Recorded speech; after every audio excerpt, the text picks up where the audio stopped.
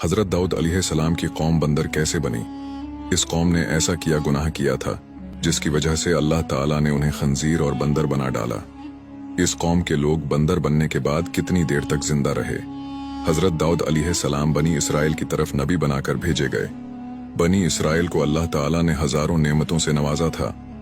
हजरत दाऊद अलैहिस्सलाम की यह कौम समंदर किनारे एला नामी बस्ती में आबाद थी। हजरत दाऊद अलैहिस्सलाम की यह कौम मछलियों का शिकार करके अपना गुजर बसर करती। अल्लाह ताला ने उनका इम्तिहान लेने के लिए इस कौम को हुक्म दिया कि वो हफ्ते के रोज शिकार न करें और खरीद और फरोख्त भी तुर्क कर दें। ये कौम अल्लाह की नाशुक्री में मुब्तला हो गई और हर तरह के गुनाह करने लगी। अल्लाह के हुक्म के बाद ये कौम 3 हिस्सों में बट गई।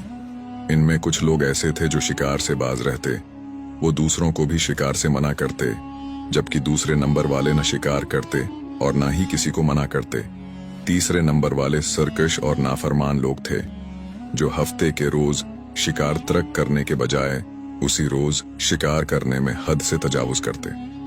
वो हफ्ते के रोज शिकार के नए बहाने तलाश करते और नालियों के जरिए मछलियों का शिकार करके खुद भी खाते और बेचा भी करते और अल्लाह के अजाब को दावत देते।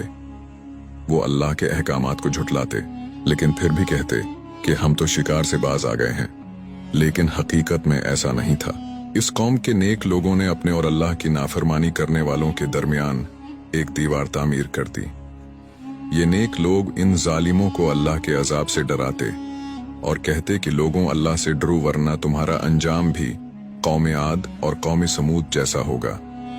ये बिगड़े हुए लोग इन नेक लोगों का मजाक उड़ाते और कहते कि हम पर कोई अजाब नहीं आएगा, लेकिन जब वो अल्लाह की नाफरमानी से बाज ना आए और अल्लाह के अजाब को इसी तरह ललकारते रहे तो अल्लाह ने हजरत दाऊद अलैहिस्सलाम को वही के जरिए फरमाया कि ए अल्लाह के नबी, ये कौम अब मानने वाली नहीं है, अल्लाह अब उनको हलाक करके ही रहेगा। फिर एक दिन ऐसा हुआ कि इन खताकार लोगों में से कोई भी अपने घर से बाहर न निकला। ये मंजर देखकर कुछ लोग उनकी दीवारों पर चढ़ गए ताकि मालूम हो सके ये लोग किस हाल में हैं। लोगों ने देखा कि उनके चेहरे मस्ख हो चुके हैं और वो बंदर बन चुके हैं।